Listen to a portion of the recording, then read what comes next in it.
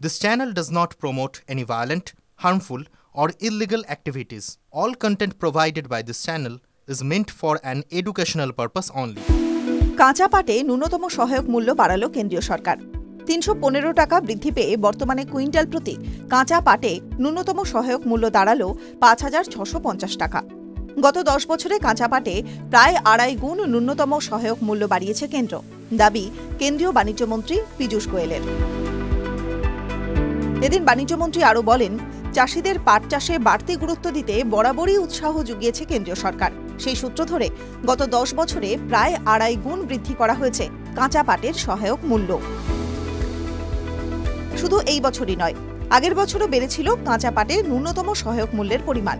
এবছরের এতটা বৃদ্ধি না দেখা গেলেও দেশ জুড়ে কাঁচা পাট চাষে যে বাড়তি জোর দিচ্ছে কেন্দ্র, তা বরাবর সর্বসম্মুখে স্পষ্ট করে দিতে উদ্যোগী তারা, এমনটাই মত ওয়াকিবহল মহলের। ২০২৪-২৫ সালে কাঁচা পাটে সহায়ক মূল্য বৃদ্ধি পেয়েছিল মোট ২৮৫ টাকা। কি এই ন্যূনতম সহায়ক মূল্য? একটি ফসলের ন্যূনতম মূল্যকেই বোঝায় সহায়ক মূল্য। মূলত এই দরে চাষিদের কাছ থেকে ফসল কিনে থাকে সরকার। ন্যূনতম মূল্য মানেই যে এতে ক্ষতি হয় চাষিদের, এমনটা নয়। চাষির চাষের মোট খরচকে মাথায় রেখেই লাভ সমেত এই সহায়ক মূল্য নির্ধারণ করা হয় বলেই খবর। পাটের সহায়ক মূল্যের পাশাপাশি ন্যাশনাল হেলথ মিশনের কার্যকালের মেয়াদ বৃদ্ধির সিদ্ধান্ত নিয়েছে মন্ত্রিসভা। গত কয়েক বছরে অনেকটাই সাফল্য অর্জন করেছে এই মিশন। এবার মন্ত্রিসভার অনুমোদনে আরও ৫ বছর এই মিশনের কার্যকালের মেয়াদ বৃদ্ধি করল কেন্দ্রীয় সরকার।